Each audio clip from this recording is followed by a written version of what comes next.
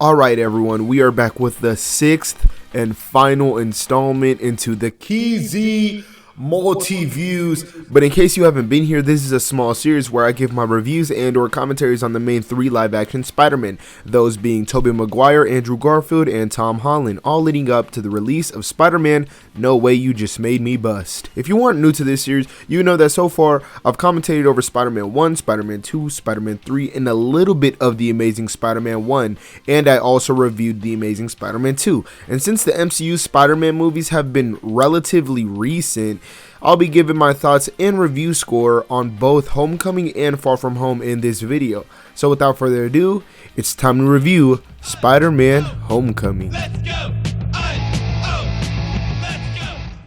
Now, I want to talk about how this happened in the first place. See, after the terrible reception of The Amazing Spider-Man 2, Marvel and Sony decided to make a deal to reboot the character for a third time. This reboot, though, would have fans wanting what they have been waiting for, seeing Spider-Man with the iconic characters of Marvel Comics. Spider-Man was introduced into the Marvel Cinematic Universe.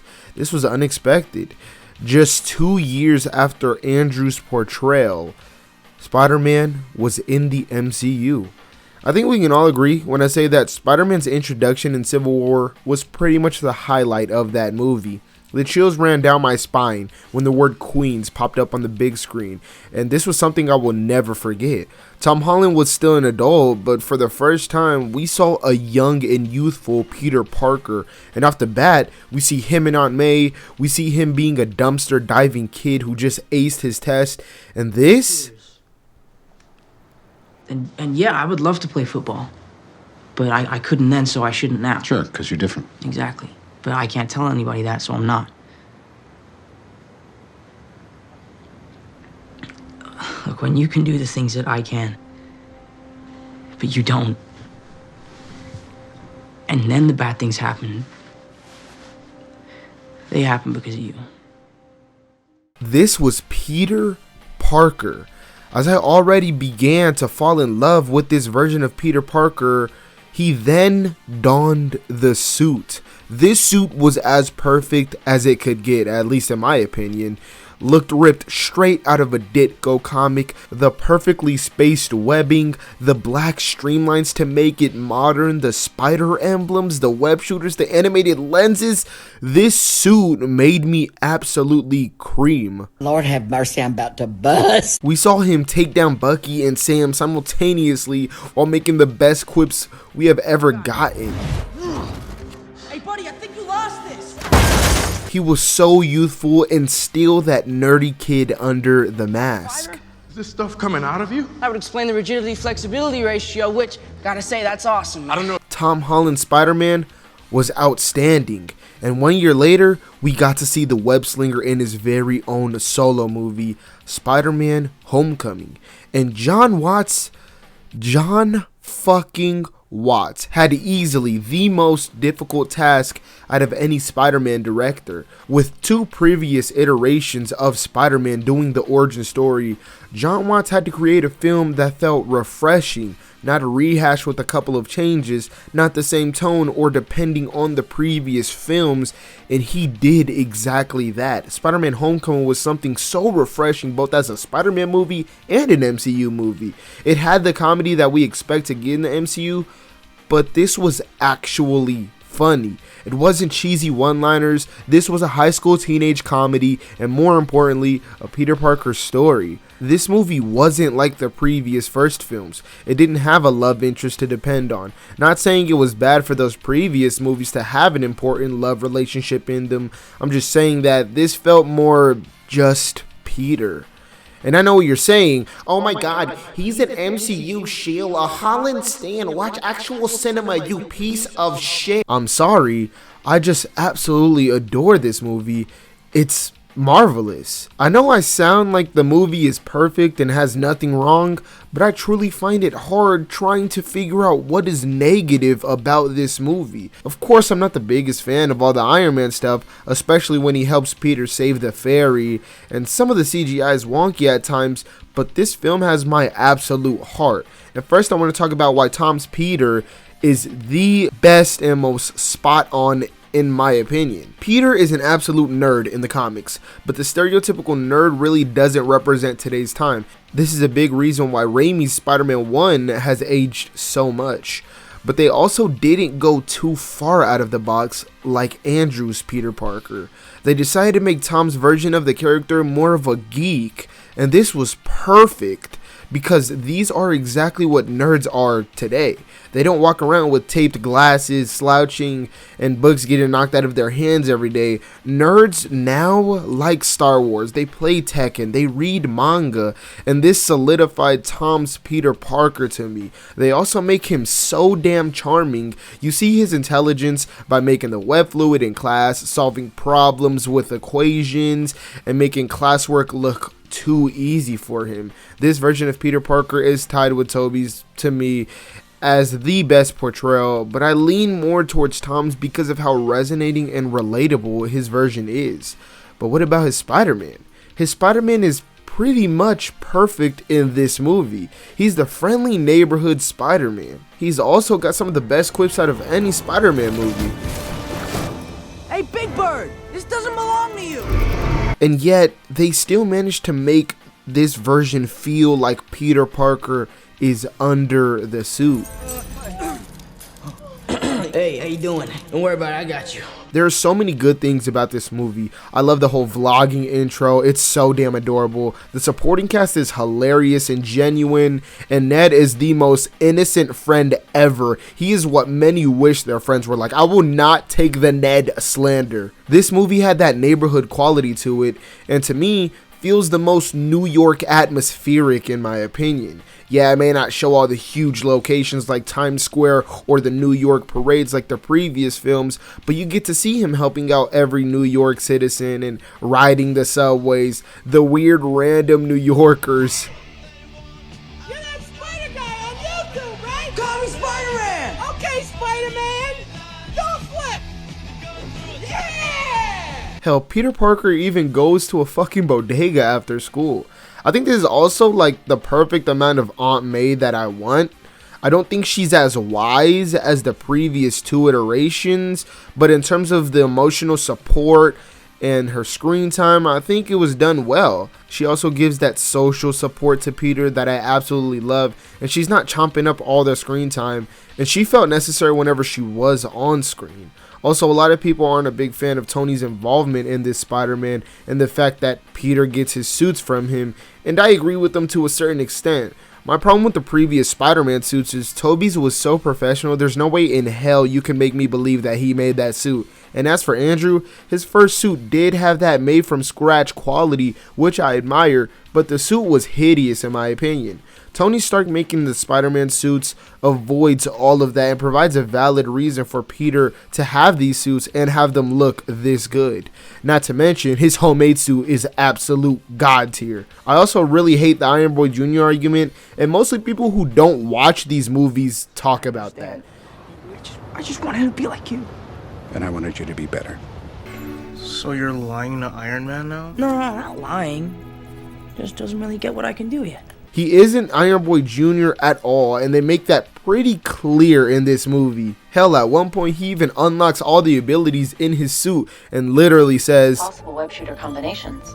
Mr. Stark really overdid it. And Peter Parker does use some of the suit's abilities here and there after this, but for the most part, he ends up going back to the default Spidey abilities, just slinging webs and stopping crime. And I love the Washington Monument scene. We get to see the web wings, which was so sick, and it really does feel tense. Even though there's a couple of jokes, I don't think it really ends the tension in this scene or does anything negative. It's played off very naturally, and Peter shows that he can do all this stuff on his own, and I appreciate that. Also, the fucking Vulture. The fact that Vulture picks up scraps from Tony Stark to feed and provide for his family, which is also what an actual Vulture does, is so damn good. Y'all already know this scene where he's in the car is one of the greatest scenes in any Spider-Man movie. The tension here is beautifully directed by John Watts. From the shock we feel when we first find out he's Liz's dad, to the up and down tension meter that is displayed between Adrian and Peter.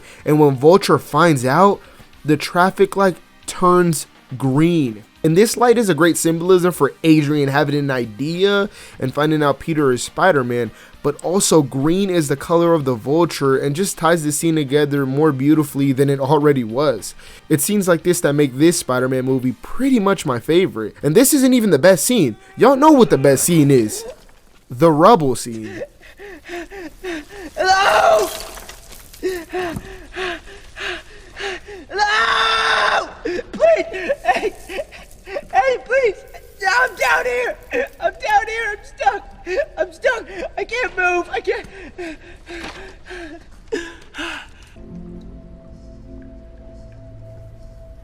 If you're nothing without this suit, then you shouldn't have it. Come on, Peter. Come on, Spider-Man. Come on, Spider-Man. Come on, Spider-Man! Oh, come on, Spider-Man!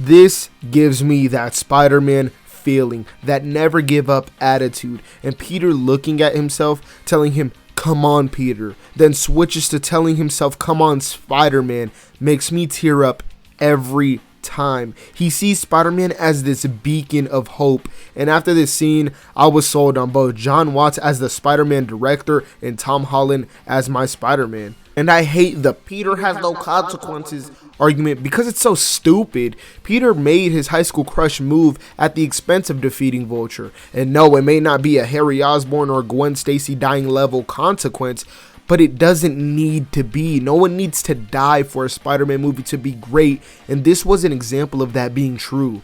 I can talk about this movie all day, but you guys should know it's great already. A refreshing take on the character and a refreshing installment into the greater MCU that was feeling very repetitive at the time, to say the least.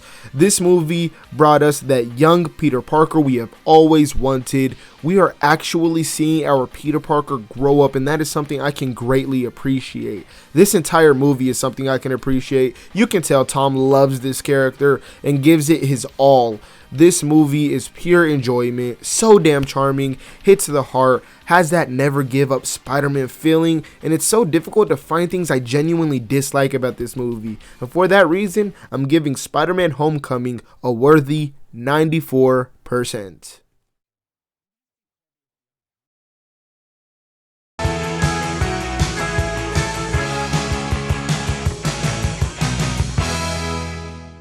Now, before I get to what I like and don't like about this movie, I've been seeing a trend going around involving Spider-Man Far From Home, specifically a social media trend to absolutely hate this movie, and some even calling it the worst Spider-Man movie, which I can objectively say is not true. And all these people are also not true. They're lying. And before you say, well, Keezy, it's their opinion, shut up. I know they're lying. They absolutely love this movie. Trust me. I know they did. Now, I will say, I don't find this movie to be as good of a film as Homecoming, but that doesn't mean I didn't particularly enjoy it more. See, while The Amazing Spider-Man 2 had highs that were higher than The Amazing Spider-Man 1, it had more lows that were so bad that it was undisputably a worse movie.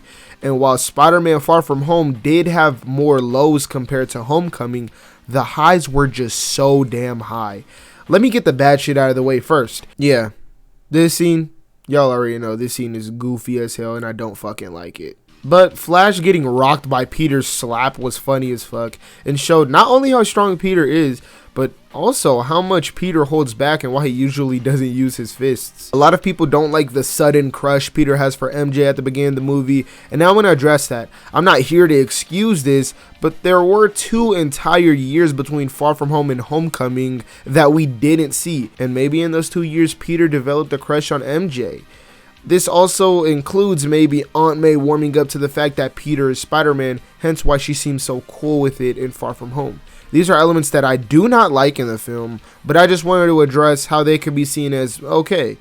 I know a lot of people don't like the Tony Stark connections between villains and other things within the MCU, but I disagree. Tony Stark is easily the greatest engineer in the MCU and has provided the necessary technology for that universe to advance. Tony was also the first known real superhero in this universe, so it's inevitable that most things within this universe connect to him in some way. I understand that the movie goes even further from the Iron Boy Jr. argument by definitively showing Peter stepping out of Tony's shadow, but I'm still not a fan of this. It kind of makes the entire movie be weighed down by Tony's death, which I completely understand, especially since that was in the last movie, but I felt it could have been addressed better instead of the whole movie being revolved around that.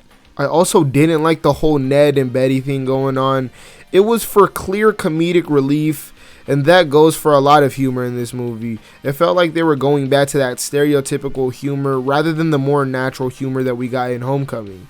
But like I said, the highs help balance this movie, and those highs I appreciate. I appreciate another stellar Spider-Man villain, and Jon Watts does not miss when it comes to these designs for these villains and their performances, because Jake Gyllenhaal absolutely kills it in this movie. He's charismatic as hell, but he also has that crazy factor about him and shows that he's like mentally unstable. I absolutely adore the chemistry between MJ and Peter. It really reminds me of those early high school relationships and how awkward they can be.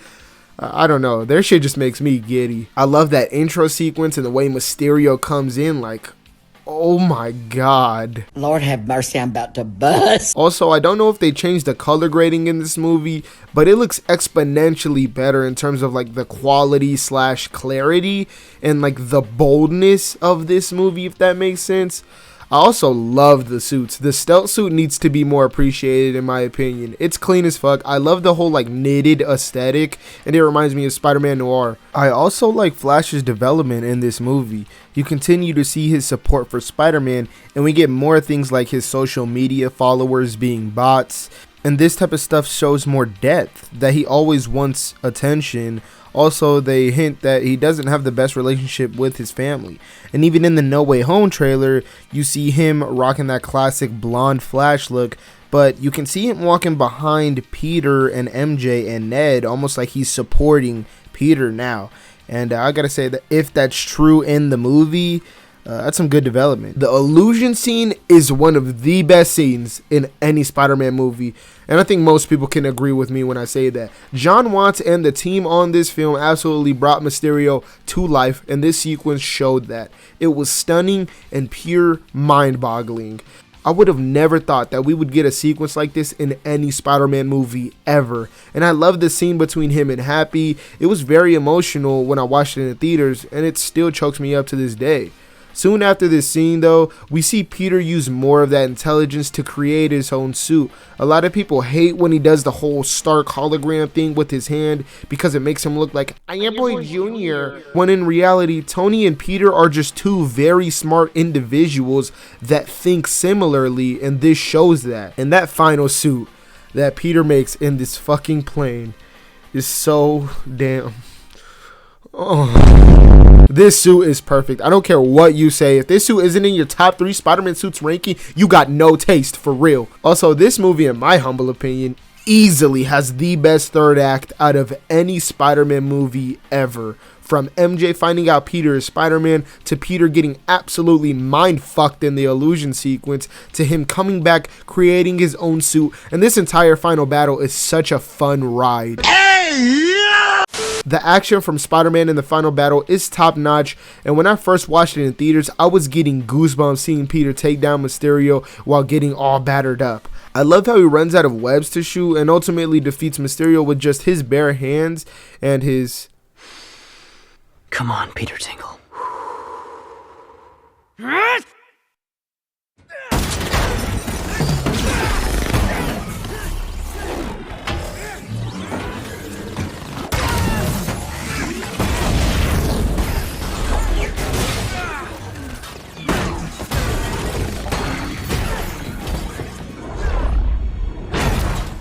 God damn, this movie ends on such a high note, and I absolutely love it. This entire third act had my mouth dropping the entire time.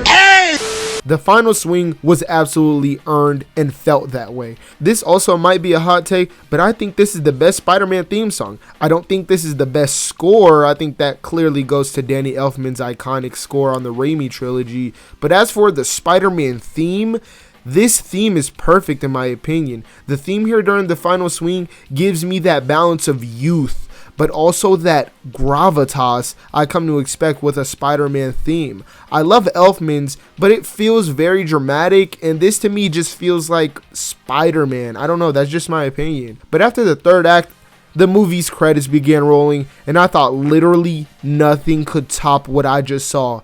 That was until... Spider-Man's name is Peter Parker. This shit shook me to my core.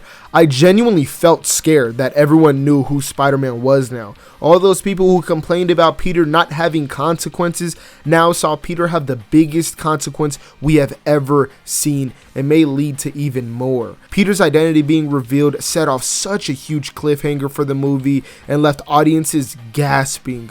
What's next for Peter Parker? How will this story unfold? And I was wondering that exact same thing. This movie was just another great installment to further develop MCU Spider-Man and the love I have for this iteration. Jon Watts deserves his credit. This movie is the lowest budget Spider-Man film ever to date, and you wouldn't think that's true when you look at the quality of this movie, the stunning action sequences, incredible choreography, and great performances. This film was something so unexpected and was very impressive. And for that reason, I'm going to give Spider-Man Far From Home a marvelous 85%.